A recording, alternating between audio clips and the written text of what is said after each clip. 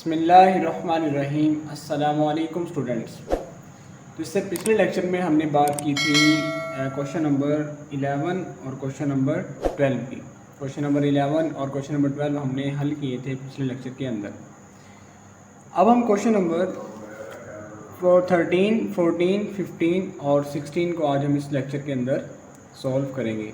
याद रहे कि हमने एक्सरसाइज 1.1 स्टार्ट की हुई है mathematical method 4th year BSc ADP की, जिसकी हम जो है वो आज 13, 14, 15 और 16 क्वेश्चन का सॉल्यूशन देखेंगे।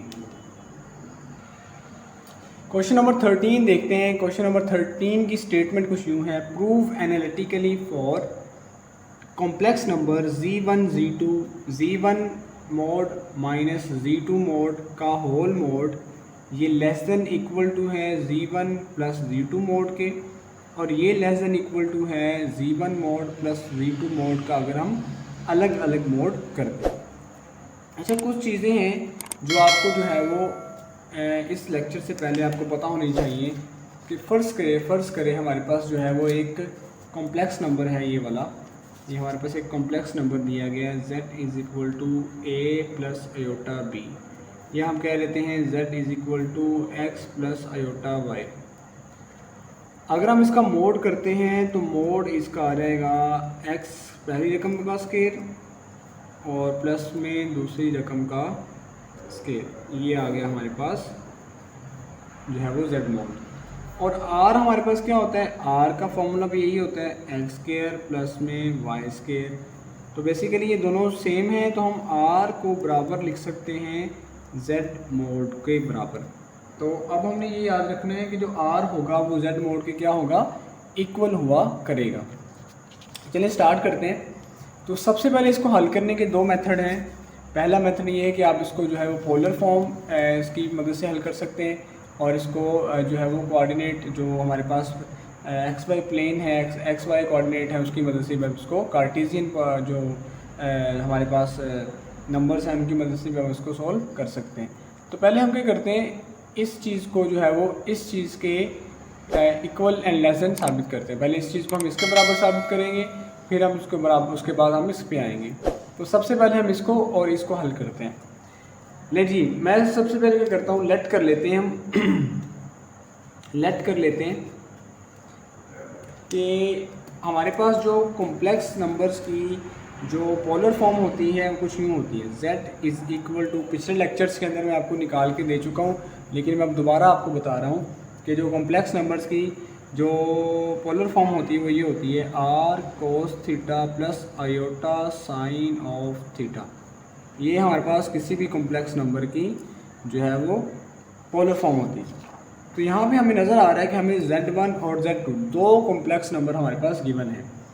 तो हम लेट कर लेते हैं कि जो z1 की जो पोलर फॉर्म है वो कुछ यूँ आएगी, वो आ जाएगी हमारे पास r1 cos थीटा 1, क्योंकि हम 1 की बात कर रहे हैं तो यहाँ पे हम क्या लिखेंगे, थीटा 1 लिखेंगे, प्लस में आयोटा साइन थीटा 1। ये हमारे पास आ गई पहले कॉम्प्लेक्स नंबर की पोलर फॉर्म। दूसरे कॉम्प्लेक्स नंबर की पोलर फॉर्म लिखेंगे तो z2 r2 cos theta 2 plus में आयोटा साइन थीटा 2। ये हमारे पास आ गई दूसरे कॉम्प्लेक्स नंबर की पोलर फॉर्म। ये याद रहे कि हम पीछे अभी साबित कर चुके हैं कि जो r1 का मोड r1 होगा वो z1 के मोड के बराबर होगा, और r2 जो होगा वो z2 मोड के इक्वल होगा। ये पहले मैं आपको अभी बता चुका हूँ। तो चलिए अब हमने क्या करना है, बेसिकली यहाँ पे हमें साफ नज़र आ रहा है कि z1 और z2 को हमने प्लस करना है, तो हम इन दोनों को हम प्लस करने की कोशिश करते हैं। तो प्लस करेंगे तो क्या आएगा, आइए देखते हैं। z1 प्लस में z2 को जब हम दोनों को प्लस करेंगे तो r1 cos थीटा 1 प्लस में आयोटा साइन थीटा 1 प्लस कर देंगे r2 cos थीटा 2 प्लस में आयोटा साइन थीटा 2। चलिए हमने प्लस कर दिया। अब क्या करते हैं, बेसिकली हमने इसका क्या लेना है जी, अब हमने इसका मोड लेना है। तो पहले हम इसको मल्टीप्लाई कर लेते हैं। Z1 प्लस Z2, इसको इससे मल्टीप्लाई करेंगे तो R1 cos थीटा 1 आएगा। इसको इससे मल्टीप्लाई करेंगे तो आएगा आयोटा R1 साइन थीटा 1। इसको इससे मल्टीप्लाई करेंगे तो R2 cos theta 2 plus iota R2 sine theta 2। ये हमारे पास आ गया मल्टीप्लाई करने के बाद। आगे करेंगे तो हमें पता है कि जो रियल पार्ट होता है वो रियल पार्ट में ऐड होता है और जो इमेजिनरी पार्ट होता है इमेजिनरी में होता है। तो ये रियल पार्ट है और यहाँ पे ये रियल पार्ट है, दोनों को हम इकट्ठा लिख लेते हैं। R1 cos थीटा 1 प्लस में R2 cos थीटा 2। इन दोनों में से मैं आयोटा को कॉमन ले लेता हूँ तो यहाँ बचेगा मेरे पास R1 साइन थीटा 1 प्लस में R2 साइन थीटा 2। ओके, अब बेसिकली हमने ये क्या निकालना है, हमने निकालना होता है इसका, हमने मोड लेना है। तो मोड मैं कैसे ले रहा हूँ, मैं इसको लिख रहा हूँ Z1 प्लस Z2 मोड का स्केयर। स्केयर क्यों लिख रहा हूँ, ताकि मुझे इधर जज़र ना लेना, इधर हमें जो है उसके रूट ना लेना पड़े, जिससे हमें आसानी से हम इसको सोल्व कर सकें। चलिए मोड कैसे लेते होते हैं, पहली रकम का स्केयर, तो पहली रकम का स्केयर आ जाएगा R1 cos theta 1 plus R2 cos theta 2 का होल स्केयर प्लस में दूसरी रकम का स्केयर, दूसरी रकम हमारे पास ये है, जिसका स्केयर करेंगे तो आएगा R1 साइन थीटा 1 प्लस में R2 साइन थीटा 2 का होल स्केयर। नहीं जी, हमने मोड लिया, पहली का स्केयर कर दिया और प्लस में दूसरी का स्केयर कर दिया। चलिए आगे चलते हैं। तो Z1 प्लस में Z2 मोड का स्केयर, ये हमारे पास बराबर आ जाएगा। इसका स्केयर ओपन करते हैं तो बनेगा R1 का square cos square theta 1 plus में R2 का square cos square theta 2 plus में 2 फॉर्मूले वाला आएगा R1 R2 कोस थीटा 1 और कोस थीटा 2। इसका जब स्केयर ओपन करेंगे तो सिमिलरली इसी तरह से ये आ जाएगा R1 का स्केयर साइन स्केयर थीटा 1, फिर आएगा प्लस में R2 का स्केयर साइन स्केयर थीटा 2, फिर प्लस में R1 R2 2R1 R2 आएगा, 2R1 R2, और ये बन जाएगा आपके पास साइन थीटा 1 और साइन थीटा 2। ये हमारे पास हमने दोनों फार्मूलाज को क्या कर दिया, ओपन कर दिया हमने। अब होगा क्या, यहाँ पे बेसिकली हमने जो है वो इसका स्केयर ओपन कर दिया है। आप जो इमेजिन जो आपस में सिमिलर टर्म्स हैं उनको हम इकट्ठा करने की कोशिश करते हैं, जो सिमिलर टर्म्स हैं उनको हम जो है वो इकट्ठा कर लेते हैं। तो ये वाली और ये वाली दोनों रकमों में देखिए R1 का स्केयर और R1 का स्केयर कॉमन है, तो मैं यहाँ पे करता हूँ Z1 प्लस Z2 मोड का स्केयर इक्वल टू, इन दोनों में से R1 का स्केयर कॉमन लेंगे तो यहाँ बचेगा कोस स्केयर थीटा 1 प्लस में sine square theta 1। Similarly in दोनों में से भी R2 कॉमन है तो R2 का स्केयर कॉमन ले लेंगे, यहाँ बचेगा कोस स्केयर थीटा प्लस में जो है वो साइन थीटा, यहाँ पे 2 आएगा और यहाँ पे साइन स्केयर थीटा 2 आ जाएगा। आगे चलेंगे तो आगे हमारे पास आएगा Z1, इसको ज़रा ये जो इन दोनों में से कॉमन क्या आ रहा है, इन दोनों में से कॉमन आ रहा है 2R1 R2, 2R1 R2 common लेंगे तो यहाँ बचेगा साइन थीटा 1 साइन थीटा 2, और यहाँ बचेगा नहीं कॉस, यहाँ पे ठीक है, यहाँ बचेगा कॉस, यहाँ पे इसको मैंने पहले लिख दिया, चलिए इसको बाद में लिख लेते हैं कॉस थीटा 1 कॉस थीटा 2। लें जी, अब हमें पता है ये तो आइडेंटिटी होती है, ये आइडेंटिटी किसके बराबर होती है, ये हमें पता है कि जो आइडेंटिटी होती है कॉस, ट्रिग्नोमेट्रिक फार्मूला हमने बहुत जो कॉमन फार्मूला है ये हमने देखा हुआ है, ये बराबर होता है 1 के। ले जी, ये बेसिकली 1 के बराबर होता है, तो जब इसकी जगह हम 1 लगा देंगे तो बाकी बचेगा हमारे पास, वो हम लिख लेते हैं जो बाकी बचेगा Z1 प्लस Z2 मोड का स्केयर, यहाँ पे R1 का स्केयर बचेगा, यहाँ 1 आ जाएगा, यहाँ भी R2 का स्केयर बचेगा और यहाँ पे आपके पास प्लस 2r1 r2 और यहाँ बचेगा cos थीटा 1 cos थीटा 2 को पहले लिख दें और प्लस में साइन थीटा 1 साइन थीटा 2, ये आ गया आपके पास। ओके, आगे इसको करेंगे तो आगे आ जाएगा। हमें पता है ये आइडेंटिटी हमने पढ़ी हुई है, एक हमने आइडेंटिटी पढ़ी है, वही होती है कि cos अल्फ़ा माइनस बीटा, तो ये होती है cos alpha sine cos alpha cos beta और प्लस में साइन अल्फ़ा साइन बीटा। ये फार्मूला हमने पढ़ा है, तो ये भी सेम टू सेम ये फार्मूला बना हुआ है। तो इसकी जगह हम लिख सकते हैं z1 प्लस z2 मोड का स्क्वायर r1 का स्क्वायर प्लस r2 का स्क्वायर प्लस में 2r1 r2 और इसकी जगह आ जाएगा cos थीटा 1 माइनस में थीटा 2।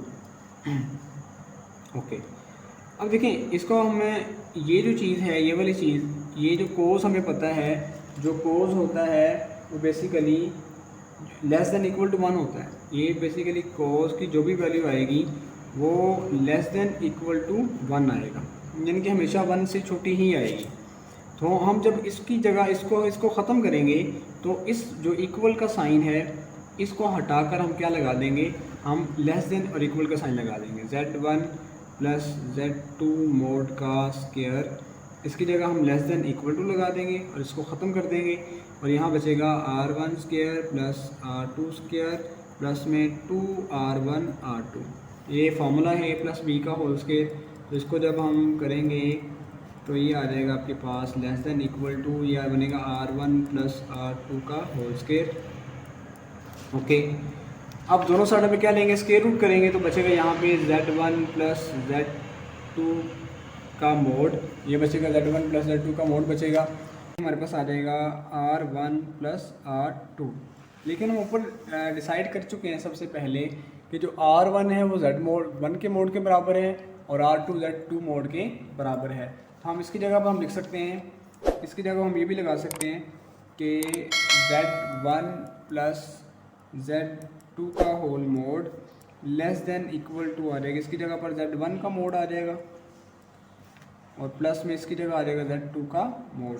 तो बेसिकली यही हमने पहले साबित करना था कि ये वाली चीज़ इसके क्या है, लेस देन और इक्वल टू है, वो हम पहले साबित कर चुके हैं कि z1 प्लस z2 का मोड जो है वो z1 प्लस z1 का मोड और z2 के मोड का अलग अलग मोड की क्या है, लेस देन या इक्वल है, यानी कि इसमें जो भी वैल्यूज़ आएगी वो लेस देन और इक्वल टू होगी इस वैल्यूज़ के। ओके, इसको हम नाम दे देते हैं 1 का। आगे चलते हैं, तो आगे चलकर हमें अब हमने साबित ये करना है, अगले में ये साबित करना है कि जो अलग अलग मोड हम लें अगर, तो वो क्या आना चाहिए, वो भी लेस देन और इक्वल टू आना चाहिए जो है वो दूसरी टर्म के। देखिए ये वाली चीज़ भी इसके क्या आनी चाहिए, लेस देन और इक्वल टू आनी चाहिए। इसमें देखिए हमें z1 दिया हुआ है तो हम कंसिडर कर लेते हैं, consider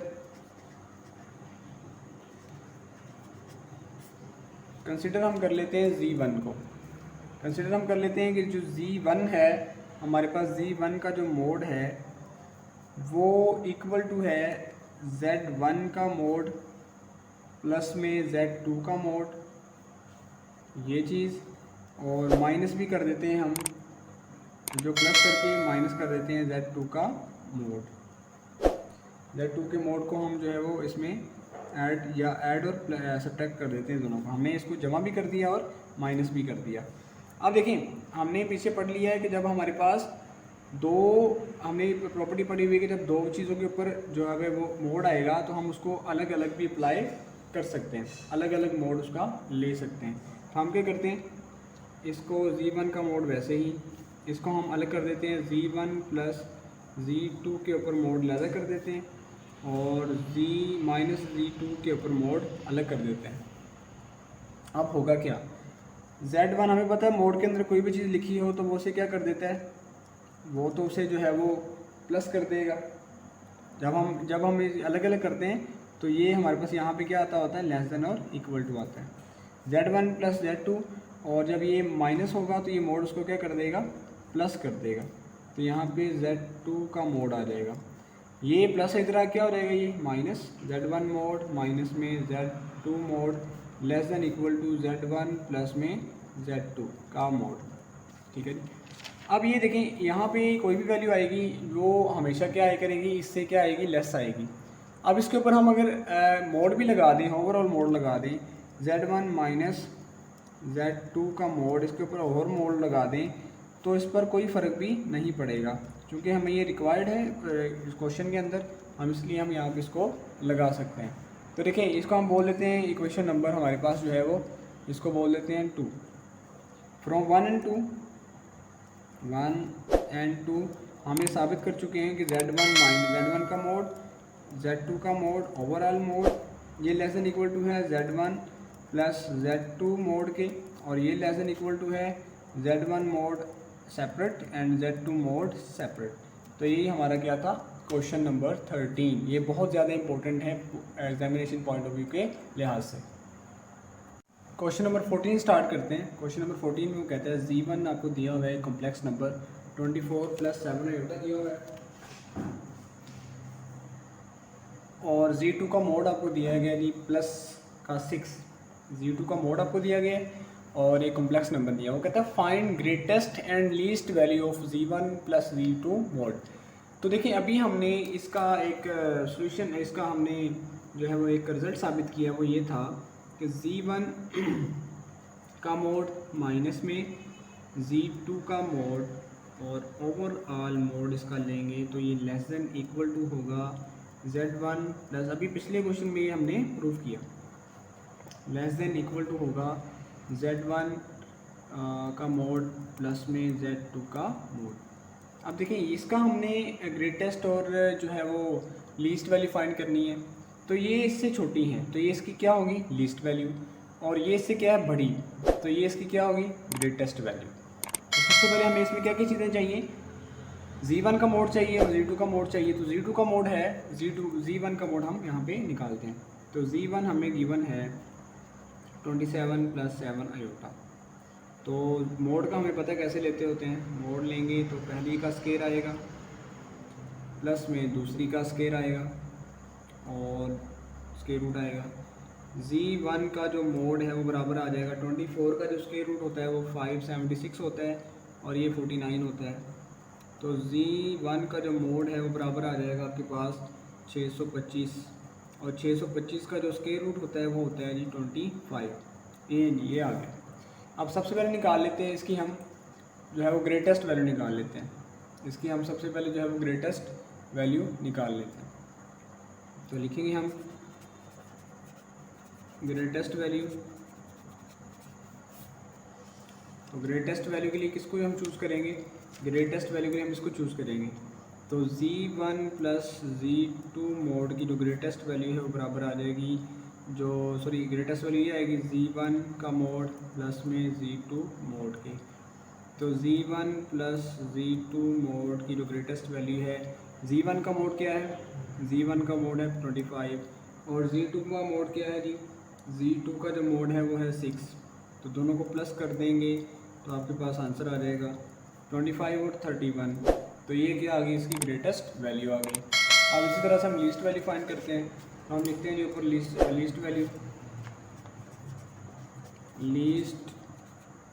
value of z1 plus z2 mode के लेकिन लीस्ट वैल्यू क्या आएगी, लीस्ट वैल्यू जो है वो ये आएगी z1 मोड माइनस में z2 मोड का होल मोड।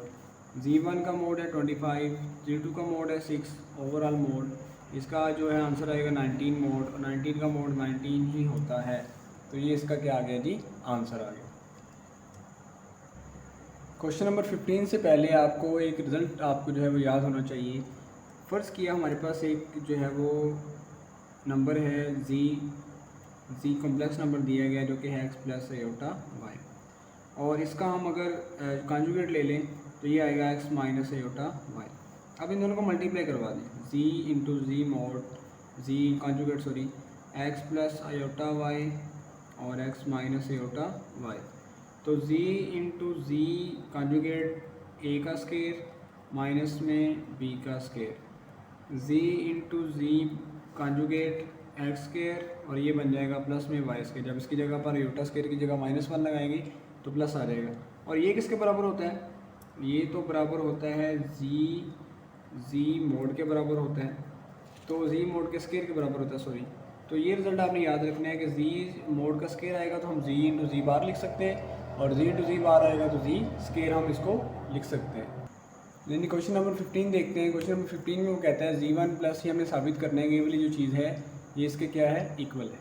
हम इसमें क्या करते हैं, लेफ्ट हैंड साइड को लेते हैं, z1 प्लस में z2 मोड का होल स्केयर प्लस में z1 माइनस z2 मोड का होल स्केयर। अभी हम पढ़ चुके हैं कि अगर z मोड का स्केयर आएगा तो हम इसको लिख सकते हैं z इंटू जी बार।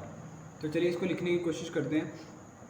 इसको हम लिख देंगे जी, इसको हम लिख देंगे z1 प्लस में z2 और इसका साथ में कंजुगेट लिख देंगे। पीछे हमने भी किया कि हम इसको ऐसा लिख सकते हैं, और बिल्कुल इसी तरह इसको लिख देंगे z1 माइनस z2 और साथ में इसको लिख देंगे जी z1 माइनस z2 का कंजुगेट। ओके, अब क्या करेंगे हम इसको, हमें पता है, हमें एक प्रॉपर्टी पड़ी हुई है कि जब हम दो चीज़ों पर कंजुगेट होता है तो हम इसको अलग अलग भी अप्लाई कर सकते हैं। तो इसको हम क्या करेंगे, अलग अलग कर देंगे। इसके ऊपर कंजुगेट अलग कर देंगे और इसके ऊपर कंजुगेट अलग कर देंगे।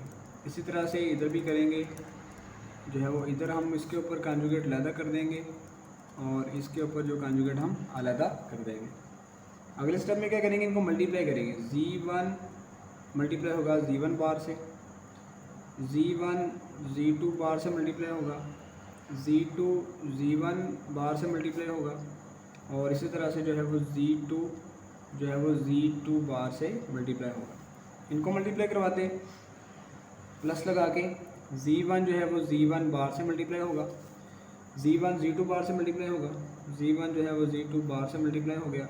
इसी तरह से z2 जो है वो z1 बार से मल्टीप्लाई, माइनस माइनस प्लस हो जाएगा, z2 और z2 बार क्या हो जाएंगे आपस में मल्टीप्लाई। अब कुछ चीज़ें जो है आपस में कैंसिल होती हैं, z2 z1 बार, z2 z1 बार, ये आपस में क्या हो जाएंगे, कैंसिल हो जाएंगे। इसी तरह से जो है वो यहाँ पे जब ये इसके साथ मल्टीप्लाई होगा, ये वाला इसके साथ, ये वाला माइनस में आएगा, z1 z2 बार और ये वाला z1 z2 बार, ये आपस में कैंसिल हो जाएंगे। यहाँ पे बचेगा क्या, यहाँ पे बचेगा z1 बार प्लस में z2 बार प्लस में z1 बार और प्लस में z2 बार। अब देखिए z1 बार z1 ये तो हो गए 2z1 बार और ये आ गया जी 2z2 बार। अब देखिए यहाँ पे कॉमन क्या आ रहा है, यहाँ पे कॉमन 2 आ रहा है, तो z1 बार प्लस में z2 बार। अभी हमने पढ़ा कि जो हम किसी भी कॉम्प्लेक्स नंबर में अगर ऐसा आ जाए कि z और z का जो मोड कॉन्जुगेट बराबर हो तो हम इसको लिख सकते हैं z1 मोड का स्केयर। तो हम इसको लिख देंगे 2z1 है तो हम लिख देंगे z1 मोड का स्केयर, z2 है तो z2 मोड का स्केयर, और यही हमने साबित करना था, equal to right hand side. आगे हम करते हैं क्वेश्चन नंबर 16। क्वेश्चन नंबर 16 भी बहुत ही आसान है और बहुत ही इंपॉर्टेंट क्वेश्चन है एग्जामिनेशन पॉइंट ऑफ व्यू के लिहाज से, बहुत ज़्यादा इंपॉर्टेंट है, ये कई दफ़ा पेपर के अंदर आया हुआ है। तो चलिए स्टार्ट करते हैं। हमने इस चीज़ को साबित करना है 1 के बराबर, और जी मोड दिया गया जी हमारे पास 1 दिया गया है। चलिए स्टार्ट करते हैं। इसकी लेफ्ट हैंड साइड का हम इंतखाब करते हैं। तो लेफ्ट हैंड साइड में दिया गया है ए जी प्लस में बी कॉन्जुगेट z प्लस में a कॉन्जुगेट और इसका होल मोड। अब देखिए ये 1 के बराबर तभी आ सकता है जब हम इन दोनों चीज़ों को आपस में क्या कर देंगे, सेम कर देंगे। सेम कर देंगे तो कैंसिल आउट हो जाएंगे आपस में और आंसर हमारा क्या आ जाएगा, 1 आ जाएगा। तो चलिए इसको 1 बनाने की कोशिश करते हैं। तो देखिए हमने पढ़ रखा है कि जब हम इस तरह से ओवरऑल मोड आ जाएगा तो हम ऊपर मोड अलग कर सकते हैं, नीचे मोड अलग कर सकते हैं। तो हम इसको क्या करेंगे, ऊपर वाली साइड पे जो है वो मोड अलग कर देंगे और नीचे वाली साइड पे हम मोड को क्या कर देंगे, अलग कर देंगे इस तरह से। अब हमने ये भी पढ़ा हुआ है कि जो अगर हम इस तरह से किसी चीज़ का मोड ले लें तो हमारे पास वो क्या आता होता है, इक्वल टू, ये हमने साबित किया हुआ है पहले कि जो z होता है, z मोड और z कॉन्जुगेट का मोड आपस में क्या होते हैं, इक्वल होते हैं। तो क्या कर सकते हैं हम इस तरह कर सकते हैं कि हम करेंगे कि इसके ऊपर क्या ले लेंगे, मोड ले लेंगे, बी मोड जी प्लस में ए मोड और कॉन्जुगेट, और सारे का ऊपर क्या ले लेंगे, मोड ले लेंगे, क्योंकि इस पर कोई फ़र्क नहीं पड़ेगा, मोड हमेशा क्या आएगा, सेम आएगा, कहता है चाहे उसका कॉम्प्लेक्स नंबर हो या उसका क्या हो, कॉन्जुगेट हो, दोनों का जो मोड आएगा वो क्या आएगा, सेम आएगा। आगे चलते हैं, तो ए जी प्लस में बी, अब हमें ये भी पता है कि मोड को हम जो है कॉन्जुगेट को अलग अलग लिख सकते हैं, तो इस बी का पहले कॉन्जुगेट है तो इसका क्या आ जाएगा, डबल कॉन्जुगेट, और जी का कॉन्जुगेट प्लस में ए का डबल कॉन्जुगेट। आगे करेंगे तो a into z plus b, और यहाँ पे आ जाएगा b का डबल कॉन्जुगेट करेंगे, जब एक कॉन्जुगेट किया जाता है तो साइन चेंज हो जाता है, जब दोबारा कॉन्जुगेट करेंगे दोबारा वही बन जाएगा, तो b का जो कॉन्जुगेट है वो किसके बराबर आ जाएगा, b के बराबर आ जाएगा, और जी कॉन्जुगेट वैसे ही आ जाएगा, और इसका भी a का कॉन्जुगेट करेंगे तो a के बराबर ही आ जाएगा। अगला स्टेप करेंगे, तो अगले स्टेप में हम क्या करेंगे, मल्टीप्लाई और डिवाइड करवा देंगे जी मोड से, multiply and divide by z mod, z mod से मल्टीप्लाई भी करवा दें और डिवाइड भी करवा दें। चलिए जी मोड से मैंने मल्टीप्लाई करवा दिया तो ये बन गया ए जी प्लस में बी मोड, और जी मोड से हम क्या कर देंगे, डिवाइड करवा देंगे तो ये बनेगा बी जी मोड प्लस में ए।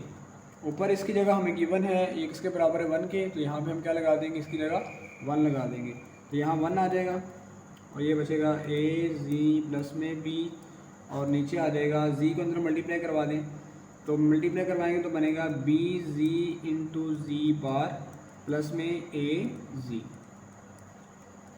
अब अभी हम साबित कर चुके हैं कि जो z इंटू जेड कॉन्जुगेट होता है वो तो बराबर होता है z मोड के स्क्वायर के, और यहाँ पे ए जी आ गया। अब z की जगह z मोड तो वो हमारे पास 1 दिया हुआ है, तो यहाँ पे क्या लगा देंगे, इसकी जगह पर 1 पुट कर देंगे, तो हमारे पास आ जाएगा ए जी प्लस में बी का मोड, और b यहाँ 1 पुट करेंगे तो 1 आ जाएगा, प्लस में ए जी। इसको नेक्स्ट करेंगे तो ये ए जी हम इस पहले भी लिख सकते हैं, तो ए जी को हम पहले लिख लेंगे, ये बनेगा ए जी प्लस में बी बार ओवर ए जी प्लस में बी का जो है मोड, ये सारा से कैंसिल हो जाएगा, बराबर किसके आएगा, 1 के, और यही हमारी क्या थी, राइट हैंड साइड। ले जी, हमने क्या किया, पूरे क्वेश्चन कर लिए जितने भी इंपॉर्टेंट क्वेश्चन थे एक्सरसाइज 1.1 के। इंशाल्लाह नेक्स्ट वीडियो के अंदर हम क्या करेंगे, 1.2 के बेसिक कॉन्सेप्ट्स देखेंगे और उसके भी इसी तरह से 1 बाय 1 करके हम क्वेश्चंस को सोल्व करेंगे। Thank you.